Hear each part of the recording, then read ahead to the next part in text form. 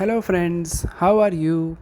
Welcome to our YouTube channel Dhyan Commerce, the key of success. Please like, subscribe, share and press bell icon for notifications. Thank you. जय माता जी students. Statistics 3 के हमारे unit number 3 में हम पढ़ रहे हैं chapter number 5 movements, जिसमें हमने पहले लेक्चर में सेंट्रल मोमेंट्स को ऑब्जर्व किया, रॉ मोमेंट्स को ऑब्जर्व किया। उसके बाद हमने relationship between raw moment and central moment के बारे में भी एक आध सम को देखा। आज हम थोड़ा और आगे बढ़ने वाले हैं, उसमें कुछ इंपॉर्टेंट फॉर्मूलाज है वो भी ऑब्जर्व करेंगे एंड कुछ एग्जाम्पल उससे रिलेटेड देखेंगे, जिसमें हमें स्क्यूनेस कुर्टोसिस का देखने का मौका मिलेगा एंड कुर्टोसिस से related leptokurtic curve, mesokurtic curve and platykurtic curve का भी ऑब्जर्वेशन करने का मौका मिलेगा।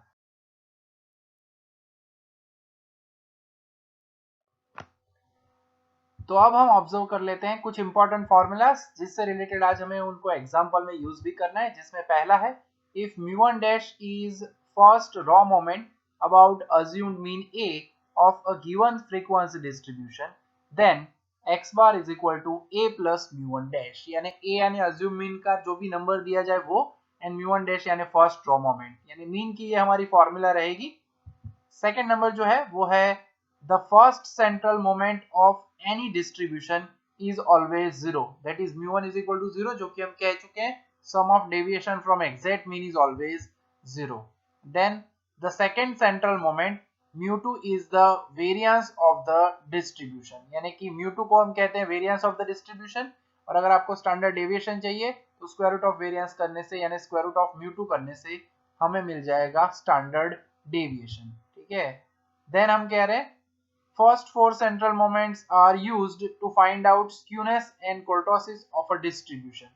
स्क्यूनेस यानी lack of symmetry in the distribution, while kurtosis हमें हेल्प करता है कि जो कर्व है वो कितना हाइट पे रहेगा, उससे रिलेटेड ये पार्ट रहता है। तो स्क्यूनेस एंड कोर्टोसिस की फॉर्मूला कुछ इस तरह से है। स्क्यूनेस को कहा जाता है बीटा 1 दैट इज mu3 का स्क्वायर अपॉन mu2 का क्यूब। સ્ક્યુનેટ ને ગુજરાતીમાં આપણે કહીએ છીએ વિષમતા, જે તમે જોઈ ગયા છો 12મા ધોરણમાં કે 12th में ये आता था। कुर्टोसिस એટલે घंटाकारकता, उसे कहा जाता है बीटा 2 यानी mu4 अपॉन mu2 का स्क्वायर। ठीक है, तो ये पार्ट याद रखना है। स्क्यूनेस की फॉर्मूला आप देख सकते हो mu3 का स्क्वायर एंड mu2 का क्यूब। यहाँ पे खास याद रखना है कि mu3 का स्क्वायर, mu3 यानी थर्ड सेंट्रल मोमेंट, उसकी कोई भी वैल्यू हो, स्क्वायर है तो रेशियो में न्यूमरेटर पॉजिटिव रहेगा एंड डिनोमिनेटर जो है mu2 का क्यूब, बीइंग डिनोमिनेटर में mu2 यानी variance, variance can not be negative, यानी बीटा 1 का आंसर हमेशा पॉजिटिव आता है। तो स्क्यूनेस में sign of the skewness, type of the skewness decide करने के लिए mu3 की साइन देखी जाती है, यानी अगर mu3 नेगेटिव है तो स्क्यूनेस नेगेटिव होती है, mu3 पॉजिटिव हो तो स्क्यूनेस पॉजिटिव होती है, यानी इसका आंसर बीटा 1 हमेशा पॉजिटिव मिलता है। मगर स्क्यूनेस का टाइप डिसाइड करने के लिए हम mu3 की साइन देखेंगे, अगर वो पॉजिटिव है तो पॉजिटिव स्क्यूनेस लिखेंगे, नेगेटिव है तो नेगेटिव स्क्यूनेस। एंड ऊपर की जो भी फॉर्मूला है from the above the measure we can find coefficient as follow. Coefficient of skewness gamma 1 is equal to square root of beta 1, coefficient of kurtosis gamma 2 is equal to beta 2 minus 3।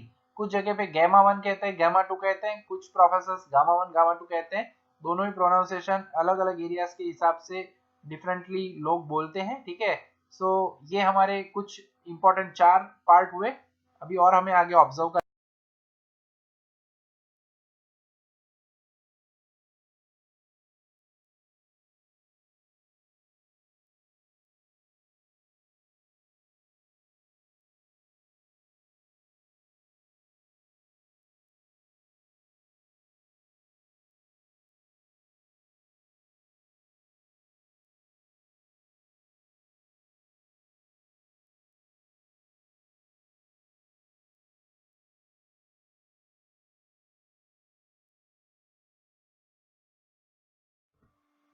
So fifth number का point हमें कहता है that kurtosis is the measure of thickness और heaviness of the distribution along its tell.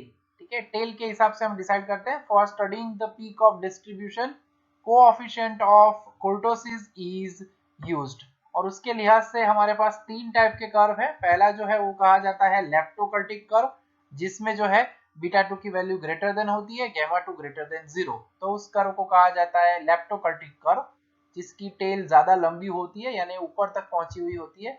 इसे कहा जाता है, second को कहा जाता है मेसोकर्टिक कर्व, यानी beta 2 is equal to 3, gamma 2 is equal to 0, ना कम ना ज्यादा, नॉर्मल कह सकते हैं, जैसे नॉर्मल कर्व होता था प्रमाणे वितरण जेव कही शकाय। एंड ये जो है वो एकदम फ्लैट है, इसका नाम भी उसके जैसा ही है, प्लेट के जैसा है, प्लेटिकर्टिक कर्व कहा जाता है। Beta 2 less than 3 and gamma 2 less than 0। तो ये तीन कर्व ऑब्जर्व कर सकते हैं हम कुर्टोसिस के ऊपर से। एंड फाइनली अगर हम कहना चाहे 6 नंबर का पॉइंट है, when probability distribution is given then first 4 raw moments about origin, ध्यान रखना है, r mu1 dash is equal to sigma xi pi, mu2 dash is equal to sigma xi square pi, mu3 square is equal to mu3 dash is equal to sigma xi cube pi and mu4 dash is equal to sigma xi raised to 4 pi। तो ये probability distribution वाला special formula है जिसमें raw moments about origin ली जाती है, a is equal to 0। इसका सम हम देखने वाले हैं कुछ ऑलमोस्ट कल के लेक्चर में, लास्ट लेक्चर के अंदर ऑब्जर्व करेंगे इसे हम, 3 लेक्चर तक का काम है, ठीक है। तो थियरी का एंड फॉर्मूला का पूरा पार्ट हमारा कंप्लीट होता है और अब हम देखने वाले हमारा पहला एग्जांपल आज के लेक्चर का। यानी सबसे पहले जो हम हमें देखना है वो है सम नंबर 6, ठीक है। अब यहाँ पे पूछा हुआ है बीटा 1 एंड बीटा 2। अब हमें पता है कि बीटा 1 यानी स्क्यूनेस, बीटा 2 यानी कुर्टोसिस, जिसकी फॉर्मूला हम अभी आगे ऑब्जर्व कर ही चुके हैं। तो देखते हैं सबसे पहले हम सम नंबर 6 को। अब फॉर्मूला में भी थोड़ा परिवर्तन है, फ्रीक्वेंसी डिस्ट्रीब्यूशन दिया गया है, आवृत्ति वितरण आपेलू है, खास ध्यान रखो। तो सबसे पहला तो स्टार्टिंग होता है मीन की फॉर्मूला, जो हम आगे कह चुके हैं कि फ्रीक्वेंसी डिस्ट्रीब्यूशन हो तो मीन की फॉर्मूला होती है sigma fi xi upon n, ठीक है। तो xi की वैल्यू हमारे पास है 9, 10, 11, 12 एंड 13। सो फॉर्मूलाज जो भी दी गई है हमें स्क्यूनेस कुर्टोसिस की, वो है in terms of central moments, तो काम हमें उसी तरह से करना पड़ता है। तो सबसे पहले fi इंटू xi ढूंढ लेते हैं हम। तो 9 into 1 so 30, 77, 36 and 13 and we know that n यानी सिग्मा fi, इसका टोटल करते हैं तो ये 15 होगा। इसका टोटल करना है हमें सिग्मा fi xi का, और वो टोटल हमें मिलेगा। उसके बाद हमें मिलेगा पहला हमारा मीन अगर इंटीजर हो तो हम कहते हैं कि हमें मिलती है सेंट्रल मोमेंट्स, यानी ये पहला सम जो हम देख रहे हैं वो सीधा है, सेंट्रल मोमेंट सीधी मिल जाएगी, यानी x bar is equal to sigma fi xi upon n, fi xi 165 divided by n यानी 15। सो हमको मीन मिल जाएगा एग्जैक्टली 11, ठीक है। अब फॉर्मूला में थोड़ा सा परिवर्तन है, हमें सबसे पहले तो जो कैलकुलेशन करनी है उसमें एक्स्ट्रा एक कॉलम बनानी पड़ेगी, xi माइनस x बार ढूंढना पड़ेगा, जिसका टोटल हमें नहीं चाहिए, खास ध्यान रखना है। हमें टोटल क्या चाहिए होगा, फॉर्मूला हमारी कॉमन फॉर्मूला थी mu r is equal to sigma fi into xi minus x bar raise to r divided by n, यानी जो आगे वाली फॉर्मूला थी रॉ डेटा वाली, उसमें चेंज कितना होगा, खाली हमें fi मल्टीप्लाई करना पड़ेगा, ठीक है। सो वो पार्ट हमें करने के लिए कितने खाने बनाने पड़ेंगे, पहले तो xi माइनस x बार, फिर fi into xi minus x बार, और फिर खास ध्यान रखना है इस पार्ट में कैलकुलेशन में गड़बड़ ना हो जाए, क्योंकि जो हमें मल्टीप्लिकेशन करना है उसमें फ्रीक्वेंसी एक ही बार मल्टीप्लाई करनी है, fi एक बार हो गया फिर नहीं मल्टीप्लाई करना है। दैट मीन्स कि हमें हर बार इस कॉलम को मल्टीप्लाई करना पड़ेगा। तो मैं ऊपर क्रॉस करके रखता हूँ ताकि आपको याद रहे, ठीक है, या फिर ऐसे टिक करके रखता हूँ, फीलिंग आपको पॉजिटिव आए। क्रॉस तो क्या है, कभी कभी आप कैंसल वाला पार्ट समझ लेते हो। तो xi minus x bar raise to 3 and the last column, चौथा पार्ट हमारा जो कि होता है, हम ये क्यों लिख रहे हैं x बार वाली फॉर्मूला, क्योंकि हमारा मीन जो है वो इंटीजर मिला है, और वो इंटीजर मिला है उस वजह से इंटीग्रल पार्ट है, सेंट्रल मोमेंट सीधा मिलेंगे, यानी बीटा 1 बीटा 2 ढूंढने का तरीका इजी होगा, ठीक है। 5 to 6 मार्क्स के अंदर ये सब पूछ सकते हैं पूरा। तो सबसे पहले xi माइनस x बार, ध्यान रखना है xi 9, x bar 11, so -2, -1, 0, 1 and 2, इसका टोटल नहीं चाहिए हमें टोटल क्या चाहिए होगा, तो first 4 central moments, 4 central moments, जिसमें पहली फॉर्मूला हमारी है that is μ1, that is sigma fi into xi minus x bar divided by n। And खास ध्यान रखना है n यानी अब जो है वो 5 नहीं होगा, n यानी 15 होगा, खास ध्यान रखना है इस पार्ट के अंदर फ्रीक्वेंसी डिस्ट्रीब्यूशन में। तो और हमें पता है कि फर्स्ट सेंट्रल मोमेंट 0 होनी चाहिए, सेंट्रल मोमेंट है, ये आंसर 0 ही मिलेगा। चेक करते हैं कैसे। खास ध्यान रखना है अगेन एफ आई एक्स आई है, ये मल्टीप्लाई ना हो जाए, हमें एफ आई के साथ मल्टीप्लाई करना है। -1 × 2 यानी -2 दैट इज -3, दिस इज 0, 3 1 ज़ा 3, 2 1 ज़ा 2 एंड जैसे हमने कहा पहला answer first central moment is 0, ठीक है। तो पहली सेंट्रल मोमेंट 0 मिल रही है। अब दूसरी सेंट्रल मोमेंट यानी μ2 जिसे हम वेरिएंस भी कहते हैं, उस पार्ट को अब हमें कल कैलकुलेट करना पड़ेगा। इसके लिए हमने कहा हुआ है जैसे कि अब इस कॉलम के साथ xi माइनस एक्स बार वाली, अब नेक्स्ट जो भी कॉलम्स हमें लानी है उन सभी में हम xi माइनस एक्स बार को मल्टीप्लाई करेंगे, ठीक है। सो -+4, 3 1 ज़ा 3, 0 3 एंड 4, 4 9 3 7, 7 9 7 14 यानी 14। तो सीधा हमें आंसर मिल रहा है 14/15 यानी अगर डिवाइड करें 14/15 तो वो मिलेगा 0.93333, तो हम लिख सकते हैं 0.93। सेकेंड सेंट्रल मोमेंट हो गई। देन थर्ड सेंट्रल मोमेंट μ3 यानी सिग्मा fi। एक और काम उसी तरह से करना है, वैसे काम इजी है मगर थोड़ा सा ध्यान रखना है। fi xi minus x bar square को इसके साथ मल्टीप्लाई किया तो गड़बड़, मैंने इसीलिए टिक किया हुआ है, इसी के साथ मल्टीप्लाई करना है। So this is -8, this is -3, 0 3 and 8। Luckily ये भी हमें मिल रहा है 0 यानी 0/15 यानी μ3 की वैल्यू भी क्या मिली 0, ठीक है। चौथी हमारी सेंट्रल मोमेंट μ4 यानी एक और बार हमें वही काम करना है, xi minus x bar raise to 4 divided by n। Again इसी कॉलम के साथ मल्टीप्लाई करना है, खाली पहले इसके साथ हमने fi मल्टीप्लाई किया fi xi माइनस एक्स बार, उसके बाद हर एक बार xi माइनस एक्स बार करो तो नेक्स्ट आपको पार्ट मिलेगा। सो -8 × -2 16, -3 × -1 यानी +3, 0 3 × 1 8 × 2 16, 38 होगा इसका टोटल भी, ठीक है। सो इजीली हो रहा है हमारा टोटल, नंबर्स छोटे हैं इसलिए आप कर सकते हो काम इजीली। सो μ4 की वैल्यू हमें क्या मिलेगी, तो डिवाइड करेंगे 38 डिवाइडेड बाय 15 अगर हम करते हैं तब हमें मिल रहा है हमारा आंसर 2.53333, 2 डिजिट में लिखे तो 2.53। उसके बाद उन्होंने पूछा हुआ है क्वेश्चन के अंदर फाइंड β1 एंड β2। जब भी वो लोग नोटेशन यूज़ करें हमें खास नाम यूज़ करने हैं, स्क्यूनेस यानी β1 फॉर्मूला बहुत ही प्यारी है, μ3 का स्क्वायर अपॉन μ2 का क्यूब, 32 23 ऐसे भी कुछ लोग याद रखते हैं, एज यू विश, रटने के लिए आप कुछ भी करते हो मगर इट इज़ ओके। μ3 यानी 0 का स्क्वायर अपॉन μ2 दिया गया है हमें, मिला है हमें 0.93। अब कुछ भी हो 0 का कोई भी पार्ट लाते हो आंसर तो क्या होगा 0, तो यहाँ पे 0 स्क्यूनेस है, ठीक है। नॉर्मल डिस्ट्रीब्यूशन मिल जाएगा, स्क्यूनेस 0 आती है दैट मीन्स। उसके बाद कुर्टोसिस यानी β2, μ4 अपॉन μ2 का स्क्वायर। फॉर्मूला का पूरा पार्ट हमने आगे देखा हुआ है, अगर आपको बुक में देखना है तो बुक में आप यही पार्ट को ऑब्जर्व कर सकते हो, पूरे का पूरा हिस्सा अंदर भी है, पेज नंबर 135-36 के ऊपर है। कर्व भी दिए गए जो कि हम ऑब्जर्व करेंगे आज नेक्स्ट कुछ एग्जाम्पल्स में, ठीक है। तो अब हमारे पास μ4 की वैल्यू है, μ4 इज़ 2.53 अपॉन μ2 का स्क्वायर, μ2 यानी 0.93 का स्क्वायर, ठीक है। तो हमें β2 मिलेगा 2.53 का स्क्वायर, 2.53 अपॉन 0.93 का स्क्वायर। आप दोनों का पार्ट करके लिखना चाहो तो लिख भी सकते हो, अदरवाइज आंसर जो आ रहा है 2.92 आ रहा है, 925193 अप्रॉक्सीमेटली। सो बुक में अंदर 2.91 लिखा है, इट इज़ ओके, थोड़ा सा फ़र्क रहता है। और अगर आप कर्व के बारे में ऑब्जर्व करना चाहो तो पेज नंबर 136 पे आप ऑब्जर्व कर सकते हो, हमने बताया भी आगे कि अगर β2 ग्रेटर देन 3 है तो उसे कहा जाता है leptokurtic curve, β2 is equal to 3 है तो मेसोकर्टिक कर्व। एंड यहाँ पे आप देख सकते हो β2 जो है लेस देन 3 है तो we can observe that it is platykurtic curve. तो कर्व वाला हिस्सा कभी कभी वो लोग पूछ लेते हैं, तब जब पूछते हैं तब आपको ये हिस्सा मेंशन करने का पूरा मौका मिलेगा, ठीक है।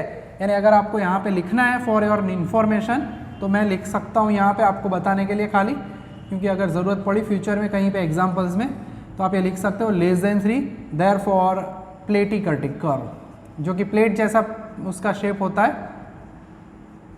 मेंशन किया, पूछा नहीं है यहाँ पे कि कौन सा कर्व मिलेगा, मगर याद रखना है। लेस देन हो तो प्लेटिकर्टिक, ग्रेटर देन हो तो लेप्टोकर्टिक, उस तरह से आप याद रख सकते हो, ठीक है। तो ये सम जो है वो 5 मार्क्स 6 मार्क्स तक पूछ सकते हैं। इससे ज़्यादा लेंथ वाला सम भी हमारे पास अवेलेबल है। फ्रीक्वेंसी डिस्ट्रीब्यूशन के सम मैंने कहा जैसे ज़्यादा पूछे नहीं गए, मगर ऐसे हम नहीं कह सकते कि वो नहीं पूछे जाएंगे। हिस्ट्री में आधा पार्ट भी पूछा गया है कभी कभी, ठीक है। तो सेंट्रल मोमेंट्स तक का पूछ सकते हैं, बीटा 1 बीटा 2 चाहे छोड़ दे वो। एंड अब अगर हम आगे बढ़ना चाहें तो अब सबसे लेंदी एग्जाम्पल कह सकते हैं वैसा पार्ट हम अभी ऑब्जर्व करने वाले हैं, ठीक है, जिसमें पहले हमें सेंट्रल मोमेंट्स नहीं मिलेगी। हम पहले ढूंढेंगे रॉ मोमेंट्स और उसके साथ हमारी रिलेशनशिप जो लास्ट टाइम हमने देखा था, relationship between raw moment and central moment, उसका इस्तेमाल करके हम फाइंड करेंगे central moment, then beta 1 then beta 2, ठीक है। तो ऐसा अब हमारे पास एग्जाम्पल है, 2 पार्ट में करना पड़ेगा सम को। 7 नंबर है एंड 8 नंबर है, ठीक है। 2 सम दिए गए हमें और जिसमें जो है हम सम करने वाले हैं सम नंबर 7 ऑब्जर्व कर सकते हैं, ठीक है। 7 तो नॉर्मल है, वो आपको होमवर्क में देता हूँ। चलो 8 नंबर देखते हैं, सम नंबर 8। अब क्लियरली मेंशन किया गया है कि सेंट्रल मोमेंट ढूंढो। अब सेंट्रल मोमेंट ढूंढने के लिए हमारे पास x बार इंटीजर होना चाहिए, ना हो तो अज्यूम्ड मीन यानी कि अबाउट a करके आपको पहले रॉ मोमेंट्स ढूंढनी है, और वो रॉ मोमेंट्स मिल जाए उसके बाद हमें काम करना है हमारी सेंट्रल मोमेंट का। तो इस सम में कुछ ऐसा हमें ऑब्जर्व करने का मौका ज़रूर मिलने वाला है, ठीक है। तूफानी एग्जाम्पल है हमारा ये। कैलकुलेटर एंड फॉर्मूला, बस दिमाग का इस्तेमाल ऑलमोस्ट बहुत कम है, जो कि कैलकुलेशन के वक्त करना भी पड़ता है। यानी मेथड्स ज़्यादा कुछ हैवी नहीं है, फार्मूला बेस्ड पूरा चैप्टर रहता है। सबसे पहला मीन फाइंड करना है हमें, FI XI। So 1 6 21 80 60 24 and 21 total करना पड़ेगा पहले तो हमें। सबसे पहले तो हमें FI का टोटल करना है,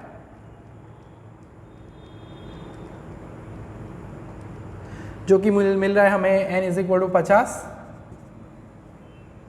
चेक कर लेते हैं एक बार फिर से, क्योंकि यहाँ पे आप लोग हो नहीं। दिवाली के बाद हमारा काम रेगुलर ऑफलाइन शुरू होने वाला है, तब तो कोई प्रॉब्लम रहने वाला नहीं है, ठीक है। और तैयारी करते रहना, जो भी टाइम मिले आपको, वैकेशन हम देने वाले हैं दिवाली में, तो उस वक्त में जितना भी आगे का काम किया है रेडी करके रखना।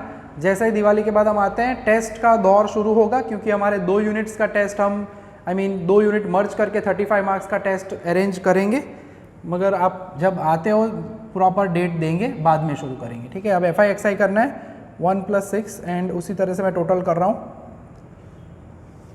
सो ये थोड़ा वक्त लगता है ऑनलाइन में, खुद जब टोटल करना पड़ता है तब। So total is 213। तो टोटल हमें कह रहा है कि मैं इंटीजर नहीं होने वाला, अज्यूम्ड मीन ले लो, ठीक है।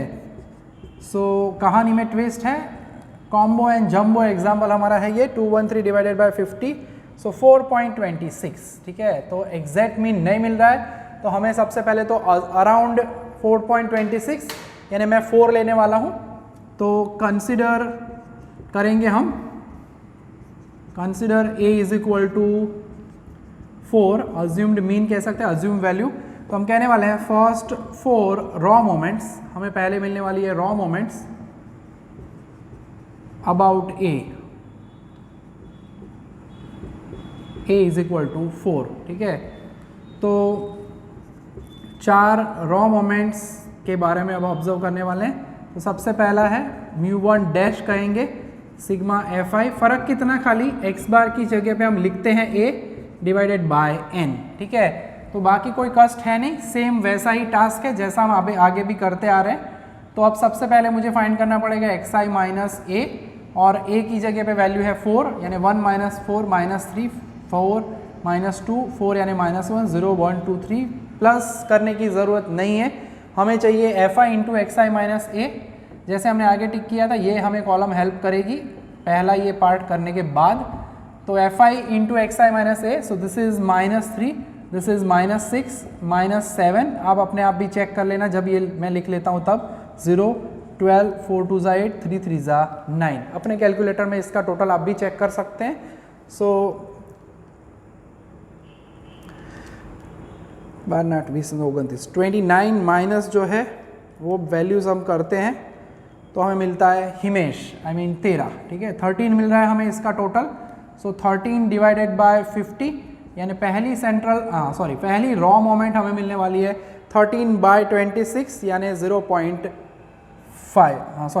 बाय 50 यानी 0.26, ठीक है। तो फर्स्ट के बाद अब पहले कॉलम्स बना देता हूँ ताकि हमें बाद में प्रॉब्लम ना हो। xi माइनस ए का स्क्वायर होगा, देन fi xi माइनस ए क्यूब होगा, और एक हमें कॉलम और बनानी पड़ेगी 4 पावर वाली, ठीक है। 4 रॉ मोमेंट्स ही हमारे सिलेबस में है सभी, तो उसी तरह से कॉलम्स का काम बनता है हर सम के अंदर, ठीक है।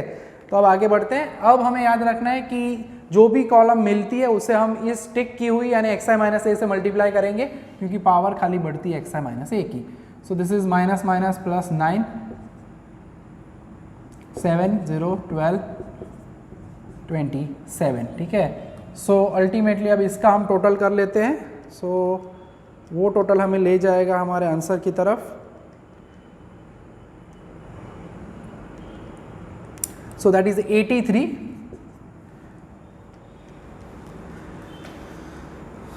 सो आंसर की तरफ आगे बढ़ रहे हैं अब हम। नेक्स्ट 83 यानी हमें मिलेगा 1.66 यानी सेकेंड रॉ मोमेंट है, that is sigma fi xi minus A square divided by n, ठीक है। उसमें हम वैल्यू रख देते हैं 83/50 यानी μ2 डैश जो है वो होगा 1.66। Second raw moment, third raw moment के बारे में देख लेते हैं अब। सो μ3 डैश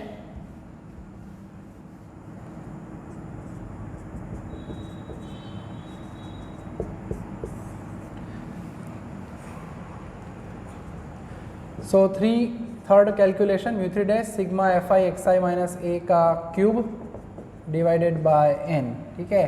तो अब वही काम करना है हमें, जिसमें एक और बार हमें xi माइनस ए के साथ मल्टीप्लाई करना पड़ेगा। सो ध्यान रखना है 9 into 3 minus 27, 12 into 2 minus 24, so minus 7 0 12 32 and 81, ठीक है। सो एडिशन सब्ट्रैक्शन करते हुए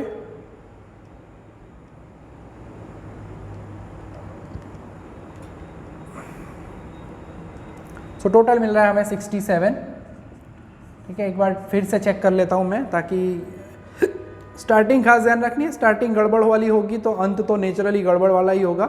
सो सावधानी हटी, अगर दुर्घटना घटी। तो 67 डिवाइडेड बाय 50 करना है हमें, तो वो हमें मिलेगा 1.34। So that is our μ3 dash, ठीक है। सफ़र थोड़ा लंबा है इस सब में, पहला हाफ हमारा कंप्लीट होने की तरफ है। फोर्थ हिस्सा हमारा आ रहा है यानी μ4 dash, that is sigma fi xi minus A raise to 4 divided by n, ठीक है। तो अब हमारे पास वही काम है जो अभी हम करते आ रहे हैं। एक और बार हमें ये कॉलम मल्टीप्लाई करनी है, that is 81 plus 81 48 7 12 64 and 81 into 3 that is 243, ठीक है। चेक कर लेना ज़रूरी है। Yes it is 243। बाकी के प्लस कर देते हैं हम वैल्यूज़ को, तब हमें मिलेगा हमारा आंसर, दैट इज़ 455, ठीक है। तो एक और टोटल रेडी हो गया। हमारी 4 रॉ मोमेंट्स ऑलमोस्ट रेडी हो चुकी है। अब 4 रॉ मोमेंट्स रेडी, अभी हम आधे तक पहुँचे, ठीक है। इस समय ऐसा भी कर सकते हैं कि ये सब में खाली पूछे फाइंड फर्स्ट 4 रॉ मोमेंट्स, ठीक है, ऐसा भी कह सकते हैं। तो सम में लेंथ ज़्यादा हो तो सम को छोड़ने का नहीं कि नहीं करेंगे, ये सम नहीं पूछा जाएगा, लेंथ ही ज़्यादा है, क्योंकि उसमें वो लोग दो टुकड़े करके भी पूछ सकते हैं, कोई भी सम को 2 पार्ट में डिवाइड करके भी पूछ सकते हैं। तो ये हमारी central moments ready, raw moments ready हो चुकी है। और अब जो हमें काम करना है वो होगा हमारा relationship between raw moment and central moment का काम, जो कि लास्ट लेक्चर यानी यस्टरडे हमने कंप्लीट किया था, एक सम किया था और आपको दिया भी था। तो वही काम हमें करना है। एंड एडिशनल यहाँ पे पूछा हुआ है beta 1 beta 2 gamma 1 gamma 2, gamma 1 gamma 2 कहते हैं कुछ लोग गामा 1 गामा 2 कहते हैं। तो वो पार्ट हमें करना है।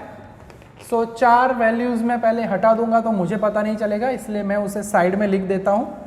अबाउट करके जो है वो भी मैं लिखता हूँ, आपको ये लिखने की ज़रूरत नहीं रहती, मगर मुझे बोर्ड के ऊपर से हट रहा है तो लिखना पड़ेगा। ये लिख देता हूँ, μ1 डैश है, देन μ2 डैश है, μ3 डैश है एंड μ4 डैश। ठीक है, ये वैल्यूज़ अब हमारे पास है। अब मैं बोर्ड को क्लीन कर देता हूँ क्योंकि ज़रूरत है हमें इस पूरे बोर्ड की। 4 सेंट्रल मोमेंट्स मिलेगी एंड उसके बाद β1 β2 एंड कोऑफिशिएंट ऑफ स्क्यूनेस यानी γ1 एंड कोऑफिशिएंट ऑफ कुर्टोसिस यानी γ2। ठीक है, उन दोनों को भी हमें ढूंढना है यहाँ पे। तो काम बहुत ही प्यारा है, सिंपल है। तो शुरू करते हैं। तो यहाँ से आधा सम पूछा जाता है generally, 4 marks, 5 marks, 6 marks, depend करता है क्वेश्चन में कितने पार्ट पूछे। तो अब हम टाइटल देते हैं relationship between raw moments and central moment. ऐसा लिखना है हर बार जब भी आप ये पार्ट करते हो, तब चेक करने वाले को पता चले कि हम कर क्या रहे हैं, between raw moments and central moments. तो पहली central moment, as we know that कोई भी सम हो, पहले से हम बता चुके हैं, μ1 is always 0। Reason the sum of deviation from exact mean. खास ये रीज़न आपको मेंशन करना है, from exact mean is 0। Illustration में कभी कभी ये लोग नहीं लिखते हैं, मगर हमें एग्जाम में मार्क्स चाहिए और मार्क्स के लिए प्रॉपर डिटेलिंग या डिटेल्स देना ज़रूरी है। फॉर्मूला बनाने का तरीका मैंने बताया था, μ2 है, 2 टर्म होनी चाहिए। पहली टर्म μ2 डैश, दूसरी टर्म में μ1 डैश की पावर रखनी चाहिए, जो भी हमारा सबस्क्रिप्ट है, प्लस एंड माइनस करना है। तो उस तरह से आप कैलकुलेट कर सकते हो। ज़्यादा अगर समझना है फॉर्मूला कैसे याद रखनी, तो लास्ट लेक्चर यानी लेक्चर नंबर 1 में ये मैंने पूरा समझाया हुआ है। अब स्क्वायर करेंगे, सो दैट इज़ 0.26 का स्क्वायर है। अब यहाँ पे 4 डिजिट है तो मुझे 4 डिजिट लिखने पड़ेंगे। 0.0676 कंटिन्यूड फ्रैक्शन हो, 33333 तो हम 2 डिजिट में कन्वर्ट करते हैं। फिलहाल यहाँ पे हमें पूरे डिजिट्स लिखने ज़रूरी है। सो 1.66 माइनस 0.0676 करते हैं तो हमें मिलेगा 1.5924। देन हमारी तीसरी सेंट्रल मोमेंट, जिसके लिए हमने कहा था starting with μ3 dash ending with μ1 dash का क्यूब, आगे आ जाता है 2, sign wise plus minus and plus. 3 term है तो यहाँ पे स्टार्ट बीच में होता है 3 से, एक क्रम उतरना है नीचे यानी μ2 डैश एंड μ1 डैश। ऑलमोस्ट पहली 3 फॉर्मूला याद रह जाती है, चौथे के लिए थोड़ी मेहनत करनी है और आपको पूरा इजीली समझ में आ जाता है। सो 1.34 माइनस 3, μ2 डैश यानी 1.66, μ1 डैश यानी 0.26, 2 टाइम्स 0.26 रेज टू 3। अब जब आप रेज टू 3 करते हो तब कंटिन्यूड फ्रैक्शन आगे अगर ज़्यादा डिजिट्स आते हैं तो उसे हम श्योरली कन्वर्ट करेंगे हमारे 4 डिजिट्स में। 1.34 माइनस, जब बहुत ज़्यादा डिजिट आए तो आप कन्वर्ट कर सकते हो, एग्जैक्ट 4 डिजिट आए तो डोंट कन्वर्ट देम। यहाँ पे आ रहा है 1.2948, वहाँ पे जाते हैं 0.26 का क्यूब करना है हमें, उसको मल्टीप्लाई करना है 2 से। जल्दी जल्दी में क्यूब कर लेते हैं, मल्टीप्लाई करना रह जाता है तो कृपया ध्यान दें, ये रहना नहीं चाहिए। 2 इम्पॉर्टेंट है, 0.0351। ठीक है, सो अब हम उसे प्लस माइनस करते हैं। 1.34 माइनस 1.2948 प्लस 0.0351, तो वो हमें मिलेगा 0.0803। थोड़ा सा मार्जिनल डिफरेंस अगर आता है आपके एग्जैक्ट आंसर में, बुक के जैसे मैच नहीं होता है, जैसे कि यहाँ पे 0804 दिया है बुक में, 3 आ रहा है, it is okay. Last place पे टेंशन नहीं है, छेल्लू जो अंक है राइट साइड पे जो प्लेस है वहाँ पे चल जाता है। 8 का 7 नहीं आना चाहिए, वो खास ध्यान रखना है। ठीक है, तो अब हमारा चौथा पार्ट यानी 4th सेंट्रल मोमेंट यानी μ4, हमने कहा था starting with μ4 dash ending with μ1 dash raise to 4, आगे लिखना है 3, पहली टर्म प्लस, दूसरी minus, then plus, then minus. Centre में यहाँ पे लिखना है 4, एक स्टेप उतरना है μ3 डैश μ1 डैश, फिर यहाँ पे याद रखना है 6, एक स्टेप और उतरना है μ2 डैश, और μ1 डैश में खास ध्यान रखना है स्क्वायर। ठीक है, इस लिहाज से आप 3-4 सम करोगे लिखते हुए इस टेक्निक से तो याद आराम से रह जाएगी फॉर्मूला, कोई प्रॉब्लम नहीं होगा। सो 9.14 म्यू 3 डैश यानी 1.34। लेंथ थोड़ी ज़्यादा है सम की, मगर कोई ऑप्शन नहीं है, प्रॉपरली काम करना ही पड़ेगा। 2 हिस्सों में सम पूछ सकते हैं ज़्यादातर, पूरा ये टुकड़ा अभी तक की हिस्ट्री में कभी नहीं पूछा गया, और अगर पूछा गया तो वो दिन भी हिस्ट्री हो जाएगा। सो मल्टीप्लिकेशन का काम करना है अब हमें। 4 इंटू 1.34 इंटू 0.26, सो 1.3936। दूसरा हिस्सा 6 इंटू 1.66, यहाँ पे स्क्वायर करना है, पहले स्क्वायर करेंगे। 0.26 इंटू 0.26 स्क्वायर आ गया इंटू 1.66। एक छोटी सी गलती और एग्जाम्पल पानी में, ठीक है। सो 0.67329 है, तो मैं 33 लिख रहा हूँ। और जो लास्ट हिस्सा है उसमें 0.26 की 4 पावर चाहिए, तो वो 4 पावर हम कन्वर्ट करेंगे। और ख़ास ध्यान रखना है 4 पावर आ जाए,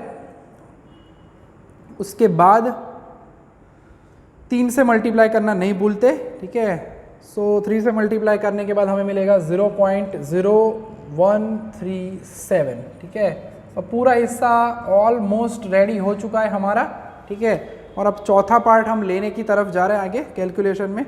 9.1 माइनस 1.3936 प्लस 0.6733 माइनस 0.0137, तो 8.366, ठीक है। एग्जैक्ट आंसर मिल रहा है हमें जो बुक में भी दिया है, ठीक है।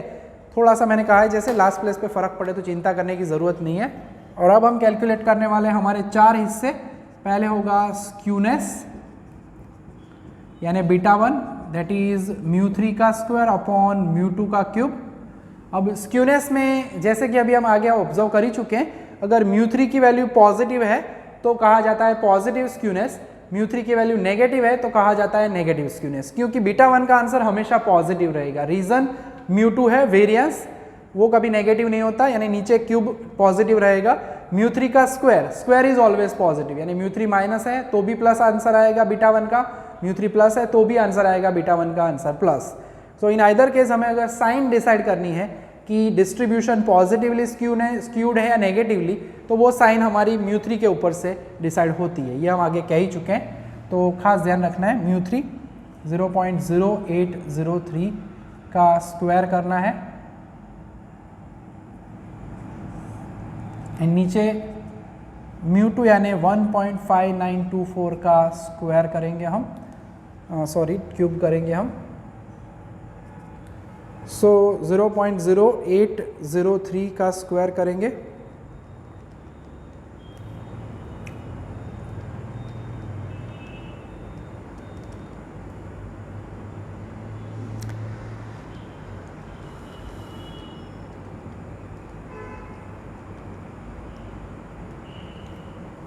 सो अप्रॉक्सीमेटली इसका आंसर आ रहा है 0.000645 और 1.5924 का क्यूब करना है,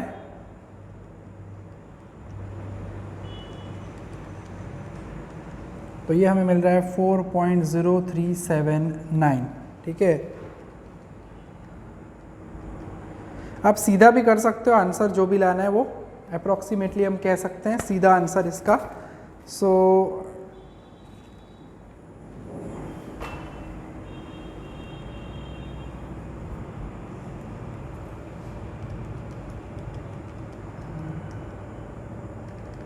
यस, तो इसका आंसर हमें मिलेगा अप्रॉक्सीमेटली, अगर डिवाइड करते हैं तो दैट इज 0.00159, ठीक है, बीटा 1। तो ये हमारी स्क्यूनेस की वैल्यू हुई 0.00159 मिल रहा है हमें। और कोऑफिशिएंट ऑफ स्क्यूनेस, दूसरा हिस्सा आप ढूंढ लेते हैं।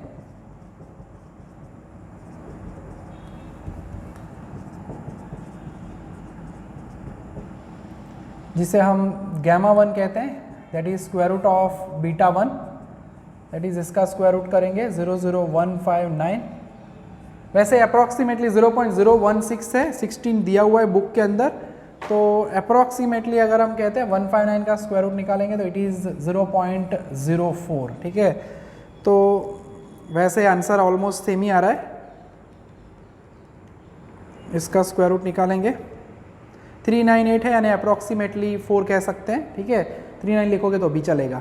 फिलहाल अभी एक और छोटा सा पार्ट इसमें बाकी रह गया है, यानी कुर्टोसिस वाला हिस्सा है कनेक्टेड। इन शॉर्ट फॉर्मूलाज का पूरा कॉम्बो पैक अब हमारे पास रेडी हो चुका है। हमारे पास सभी फॉर्मूला रेडी है, यानी अब हम फाइंड करेंगे कुर्टोसिस यानी कि बीटा 2, जिसे हम कहते हैं μ4 अपॉन μ2 का स्क्वायर, ठीक है। μ4 की वैल्यू 8.366 है, μ2 अभी अभी हमने लिखा हुआ है 1.5924 का स्क्वायर।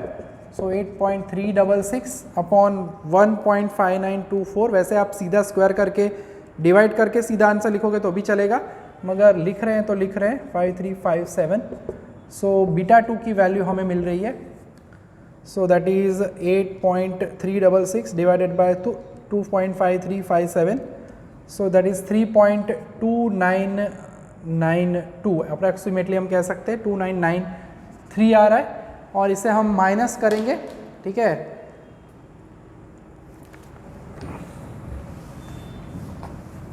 गामा 2 कोएफिशिएंट ऑफ कुर्टोसिस कहा जाता है उसे।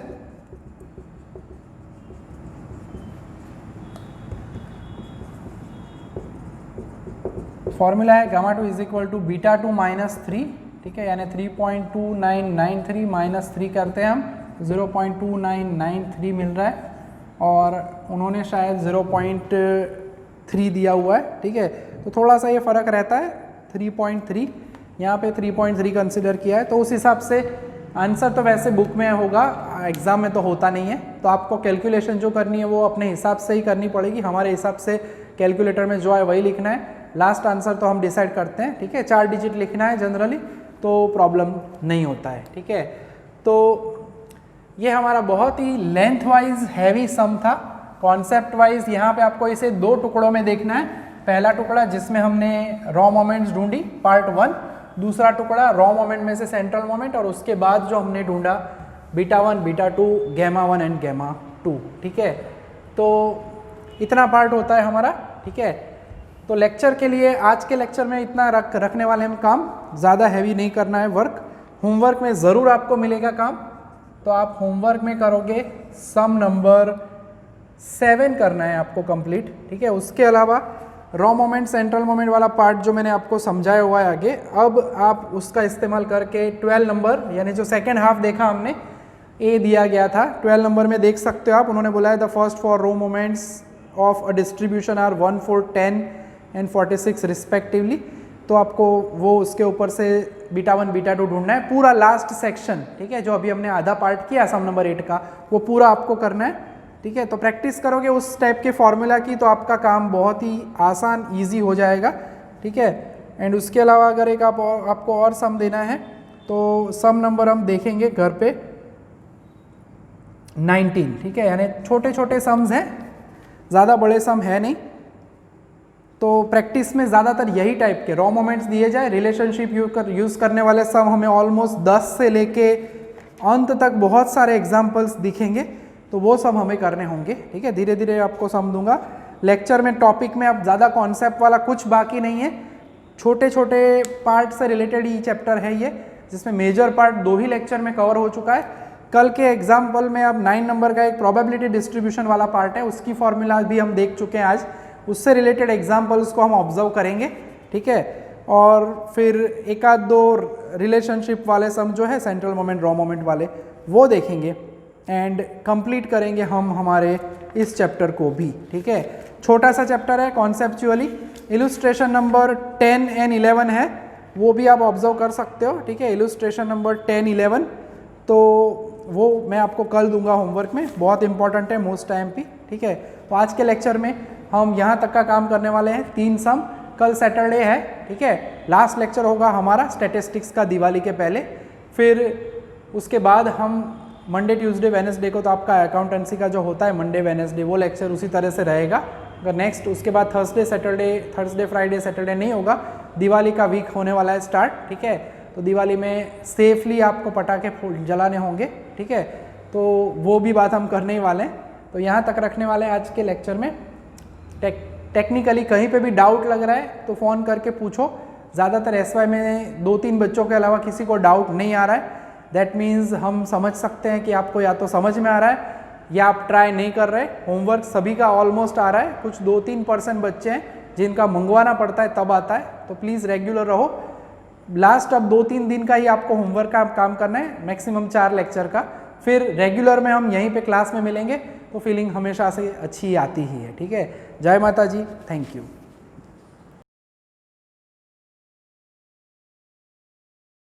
Please like, subscribe, share and press bell icon for notifications.